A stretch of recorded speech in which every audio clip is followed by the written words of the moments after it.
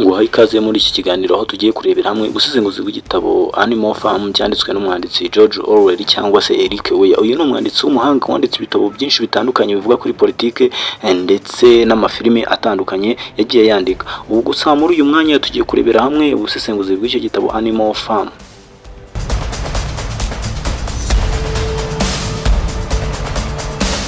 Yuko dutangira n'incamake y'iki gitabo, reka tubanze turebere hamwe abakina nkuru b'iyi nkuru Animal Farm. Ni inkuru ndende irimo inyamaswa zitandukanye, gusa izi nyamaswa ntabwo ari inyamaswa nk'uko mubyumva, ahubwo ni abantu baba bahawe imyitwarire nk'inyamaswa. Old Major ni ingurube ishaje ifite ubwenge, itanga igitekerezo cya revolution y'inyamaswa izwi ku izina rya animalism.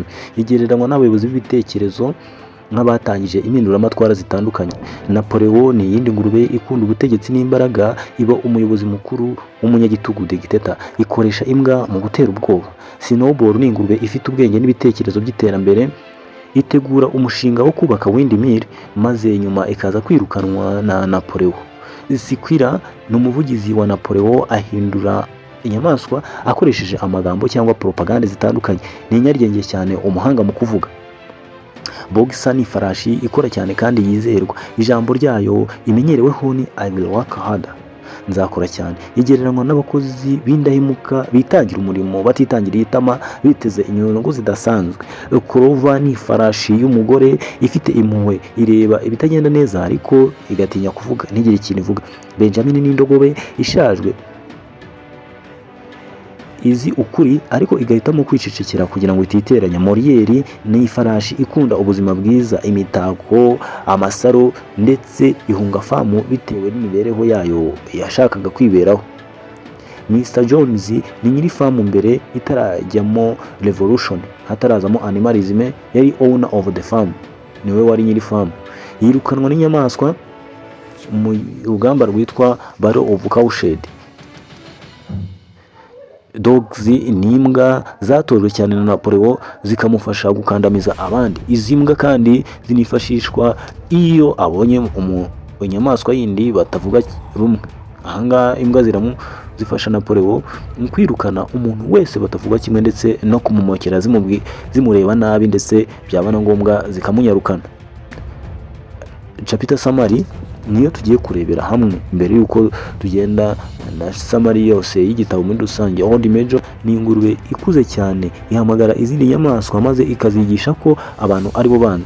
Itangaza igitekerezo cya revolution y'inyamaswa kizwi nka animalism, maze yarangiza ikabigisha Beast of England, indirimbo imeze nkaho yubahiriza ino farm nshyashya. Muri unit 2 cyangwa chapter 2 y'iki gitabo Old Major irapfa, maze Snowball na Napoleon bagahita bayobora revolution ngaha iratangira, maze Mr John akirukanwa, inyamaswa zigatangira kwishyira zikizana, zigatora n'amategeko. Muri iyi chapter ya kabiri. Muri chapter ya gatatu inyamaswa zitangira gukora, maze Boxer agakora cyane, ingurube zitangira kuyobora, zikagenda zifata amata ndetse n'amavuta n'amagi y'inkoko zikabyigarurira. Muri chapter ya kane habaho intambara, Battle of Cowshed. Ahangaha Jones aba yagarutse gufata ifamu, atumva uburyo inyamaswa zamwirukanye maze akazigabaho igitero, ariko inyamaswa zimutsinda ku buryo bworoshye rwose, ziba zaritoje kandi zishyize hamwe. Chapter 5 naho Snowball na Napoleon batongera guhuza, maze Snowball akirukanwa hifashishijwe zambwa Napoleon yatoje cyane, maze ahangaha Napoleon atangira no kuba yagirira nawe umuntu wese batavuga rumwe. Chapter ya gatandatu batangira kubaka windmill, inyamaswa zikora cyane, Napoleon akorana n'abantu. Windmill iza gusenyuka ku buryo butamenyekanye neza icyateye iryo senyuka. Chapter ya karindwi inyamaswa ziba zishonje, Napoleon atangira kwica abatavuga na rumwe nawe, maze Snowball agashinjwa byose. Icyaha cyose kibaye muri famu gishyirwa kuri Snowball. Amategeko atangira guhinduka, agenda ahinduka, bagenda bavugurura, bakoramo amavugurura atandukanye. Muri chapter ya 8 Napoleon arushaho gukomera, maze hakabaho urundi rugamba rwise Battle of Windmill. Windmill yongera gusenywa, aho abantu batazwi baza bakayisenya, maze ibi nabyo bikitirirwa Snowball. Muri chapter ya 9 Boxer arakomereka, gusa nubwo aba yakomeretse akomeza gukora cyane nubwo arwaye. aragurishwa maze bakabeshya izindi nyamaswa ko yajyanywe kwa muganga, maze igihe kikaza kugera agapfa bakamusonga bikarangira apfuye. Chapter ya 10, imyaka irahita maze n'indi igataha, ingurube zose zigahinduka nk'abantu neza neza, ku buryo utabona itandukaniro riri hagati y'abantu n'inyamaswa. Amategeko 7 arahinduka maze agakubirwa mu itegeko rimwe gusa, ari ryo all animals are equal but some animals are more equal than others. Ntibishobora gutandukanya abantu ndetse n'ingurube kuko imyitwarire yabyo iba ari imwe rwose. Ahangaha rero niko chapter zacu zagiye zigenda. Hari inkuru isa n'iyoroshye ariko ikaba iremereye kurusha uko igaragara. Inkuru ibera ahantu hato mu cyaro kuri famu isanzwe, aho ubuzima bw'inyamaswa bwaranzwe n'umunaniro ukabije, inzara n'akarengane. Iyi ni Animal Farm, inkuru yanditswe na George Orwell ivuga ku butegetsi, ku mbaraga no ku buryo inzozi z'abantu zishobora guhinduka umuyonga.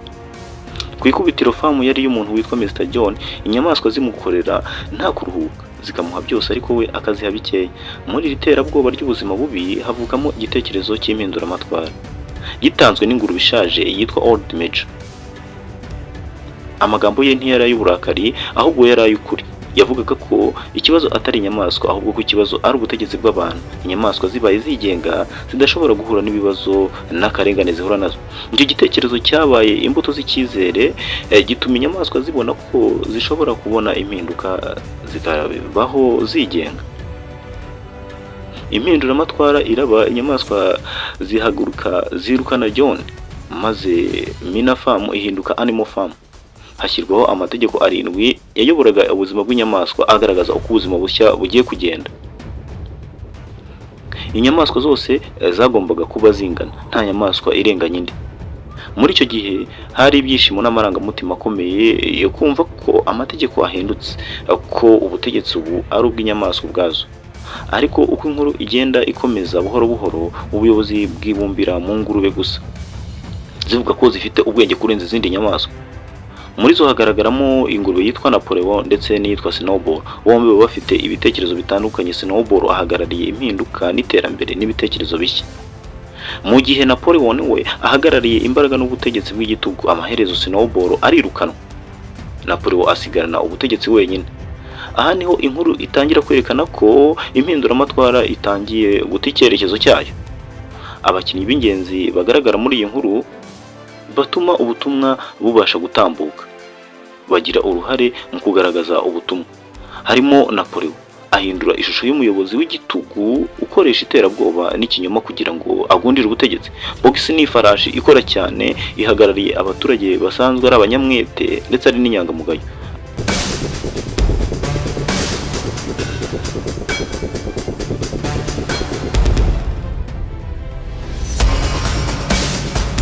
Iyi farashi Box kandi imenyerewe kuri sloga ivuga iti nzakora cyane. Ikunda gukoresha iryo jambo igaragaza ko izatanga imbaraga zayo mu kubaka famu. Benjamin ni indogobe icecetse ihagarariye ababona ukuri ariko bagahitamo kwicecekera. Aba bakinnyi bose bafasha kwerekana uko sosiyete ikora y'ubuyobozi bubi bwagundiriye ubutegetsi. Setting y'iyi nkuru ni muri Animal Farm. Ubwayo aha ni ahantu honyine hatavugwa igihugu na kimwe cyangwa umwihariko w'ahantu runaka. Ibi bitwereka inkuru iba ko ari rusange. Iyi nkuru iba ari rusange, igasobanura ibihugu byinshi ibi bihe bitandukanye. Nubwo inkuru ishingiye ku mateka y'impinduramatwara yo mu Burusiya, ubutumwa bwayo burenga aho hantu bukagera ku isi yose. Tugaruke ku buryo inkuru ibaze cyangwa icyo bita point of view. Iyi nkuru ni y'umuntu wa gatatu cyangwa third person point of view, aho umwanditsi ativanga mu nkuru ku buryo bweruye. Ibi bituma umusomyi cyangwa ureba inkuru yibonera ubwe uko ibintu bigenda bihinduka, akiyumvira uko kuri kugenda kugorekwa n'ubutegetsi. Style George Orwell yakoresheje irihariye, yakoresheje allegory ndetse na satire. Akoresha inyamaswa asobanura abantu, akandika mu rurimi rworoshye ariko rufite uburemere bukomeye. Inkuru isa n'iy'abana ariko mu by'ukuri igenewe abantu bakuru kandi bafite ubushobozi bwo gusesengura no gutekereza ku mateka y'imiyoborere. Hari ubutumwa bw'ingenzi bwagiye butambuka muri Animal Farm. Harimo themes zitandukanye.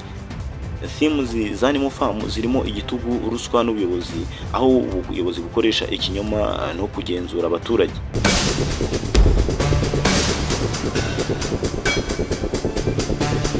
Iri theme ni ukunanirwa kw'impinduramatwara. Iyi mpinduramatwara itarindanywe ukuri n'ubutabera, ahangaha irananirwa.